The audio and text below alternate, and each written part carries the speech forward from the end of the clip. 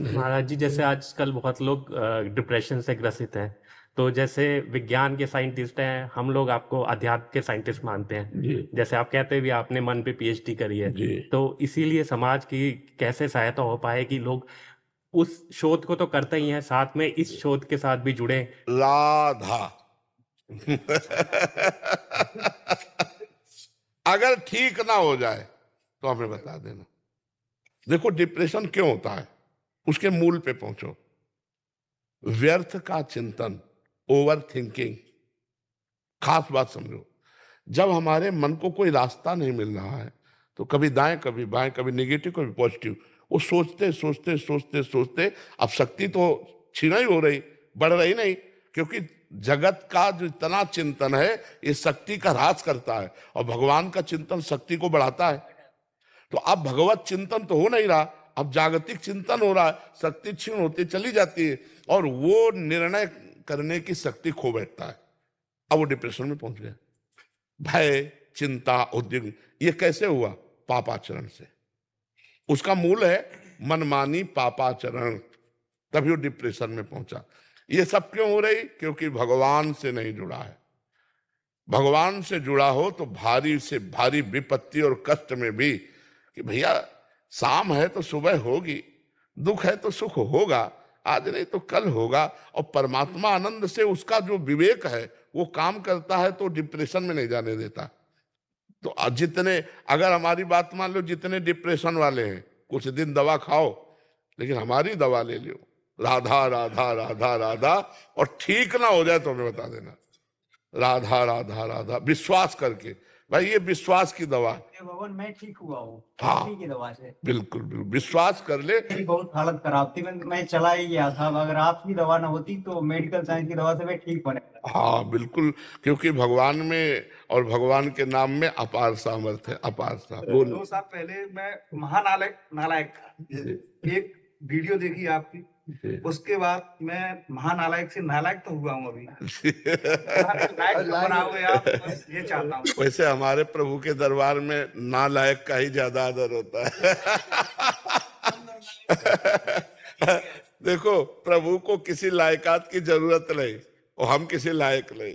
बस ये बात जब मन में बैठ जाती है तो प्रभु का लाडला बन जाता है, और जब ये बात आती है कि मैं किसी लायक हूं तो फिर उसका गिरना शुरू हो जाता है। क्योंकि जब ये अहम आ जाता है कि मैं जितेंद्री, मैं काम विजयी, मैं क्रोध विजयी, तो फिर माया परीक्षा लेगी और परीक्षा में फेल पक्का होना है। और अगर जब ये हम पहले का ही रहे तो हमारी परीक्षा की जरूरत ही नहीं है, तो हमें लगता है हम नालायक ही भले रहते अच्छा रहेगा।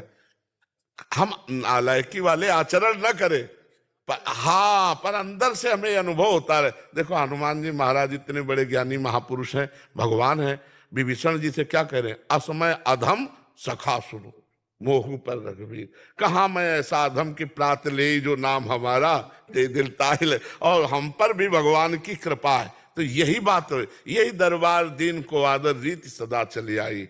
ये दरबार भगवान का ऐसे के लिए ही है कि मैं किसी योग्य नहीं हूं तो भगवान गले लगा लेते हैं, और जिनको ये मैं योग्य हूं तो योग्यता का फल भोगो जाके, और लोगों में भगवत प्राप्ति नहीं।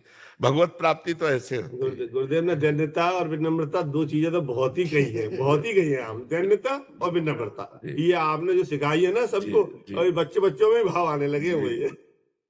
तो प्रिंस बजाज जी। राधे राधे महाराज। राधे राधे महाराज जी। महाराज जी इन्होंने थोड़ा सा लंबा चौड़ा लिखा है, सारांश में कह रहे हैं कि कुछ दिन पहले विदेश में एक कोई यूनिवर्सिटी है, उन्होंने प्रेम पर शोध किया और एमआरआई के द्वारा मतलब उसको अलग अलग इंसानों को डाला गया। उसमें पशु के प्रति उनका प्रेम, पति पत्नी का प्रेम, माता पिता का प्रेम, मित्र से प्रेम, अनजान व्यक्ति से प्रेम, दिमाग की कौन सी नसें सक्रिय हो जाती हैं, ऐसा वाला किया। ये इसलिए कर रहे थे कि इससे उनको डिप्रेशन में गए हुए इंसानों को शोध आदि के लिए ऐसा करें। महाराज जी ये पूछना चाहते हैं कि आध्यात्मिक जगत में जिस हित यानी प्रेम की आप अक्सर चर्चा करते हैं वो इन सभी भौतिक जगत के प्रेम से भिन्न है, क्योंकि ये तो स्वतः ही आसक्ति में डालता नहीं बल्कि सभी आसक्तियों को काटने में समर्थ है। मेरा प्रश्न है कि क्या आध्यात्मिक जगत के प्रेम को भी भौतिक उपकरणों से जाना जा सकता है या नापा जा सकता है? क्या ये जानना हम आपसे पूछते हैं कि क्या ऐसे स्थूल शरीर कहते हैं। फिर सूक्ष्म शरीर है जिसमें मन आता है, बुद्धि आता है, चित्त आता है, अहंकार आता है, 5 ज्ञानेंद्रियां आती, 5 कर्मेंद्रियां आती। इंद्री का जो करण है, जैसे आंख, पर आंख के अंदर जो नेत्रेंद्रिय है उसको कोई उपकरण पकड़ सका है आज तक? नेत्र का एक्सरा होगा, नेत्र का ऑपरेशन होगा, लेकिन नेत्रेंद्रिय का नहीं होगा ना। ऐसे ही मन का आज तक कोई एक्सरा कर पाया? अल्ट्रासाउंड, सिटी स्कैन, MRI, मन, ये मन है। बुद्धि लिखा रहा कि ये बुद्धि है। चित्त, अहंकार नहीं ना, मतलब सूक्ष्म शरीर में उपकरणों का प्रयोग नहीं है। फिर कारण शरीर, वहां की तो बात ही छोड़ दो। तीनों से परे प्रेम है तो कैसे पकड़ पाएगा? सूक्ष्म तरम, जो प्रेम की परिभाषा है, उस सूक्ष्म तरम अनुभव स्वरूपम प्रक्षण वर्धमानम कामना रहितम, कैसे उसको पकड़ पाएगा? स्थूल यंत्र प्रेम को पकड़ पाएगा? नहीं नहीं नहीं नहीं नहीं, ऐसा नहीं है। प्रेम को पकड़ने के लिए स्वयं प्रेमी होना होगा। जब तक प्रेमी नहीं बनोगे तब तक प्रेम को नहीं पकड़ पाओगे।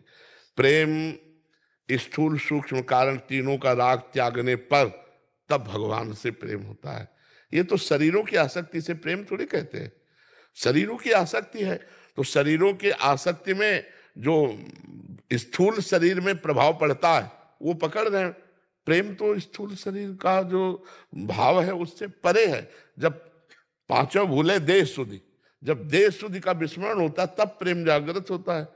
अभी तो आनंद जो मिल रहा है भक्ति का, वो आनंद कोष से मिल रहा है, अभी भगवान से थोड़ी मिल रहा है। जो भगवदानंद एक बार जागृत होगा बढ़ता ही चला जाएगा, कभी घटेगा नहीं। अभी हम थोड़ी देर भक्ति के आनंद में, फिर भोग के आनंद में, फिर संसार के आनंद, तो अभी ये आनंद कोष से मिल रहा है। हमारे अंदर 5 कोष है, विज्ञानमय कोष, अन्नमय कोष, प्राणमय कोष, मनोमय कोष, आनंदमय कोष। उसी विज्ञानमय कोष से ही तो विज्ञान है। लेकिन ये जो यहाँ से कोष हैं उस स्रोत में आजो आनंद सिंधु सुख राशि, वहां सीधे कनेक्शन हो गया, अब बढ़ता चला जाएगा, अब घटने वाला नहीं। तो अभी तो कोष से चल रहा है। तो ये मशीनों की किसी की सामर्थ्य नहीं है कि मन बुद्धि को पहचान ले। है ना मन सबके, दिखावे वैज्ञानिक कोई कि ये मन और ये बुद्धि चित्त, मन का प्रभाव स्थूल शरीर पर क्या पड़ रहा है ये पकड़ सकते हैं स्थूल शरीर में, लेकिन मन को नहीं पकड़ सकते।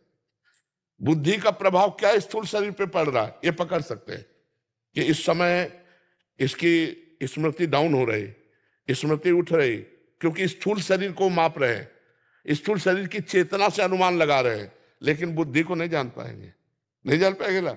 फिर भला बुद्धि से अतीत जो प्रेम है वहां कैसे पहुंच? जो प्रेम भगवान को अधीन कर लेता है वो यंत्र जान पाएंगे क्या? वो मंत्र से पता चलता है, यंत्र से नहीं, गुरु मंत्र से। प्रेम गुरु मंत्र से पता चलता है, यंत्र से नहीं। आपको कहीं अमेरिका आदि में यंत्र कहीं मिले तो बताना हमको। रिंकी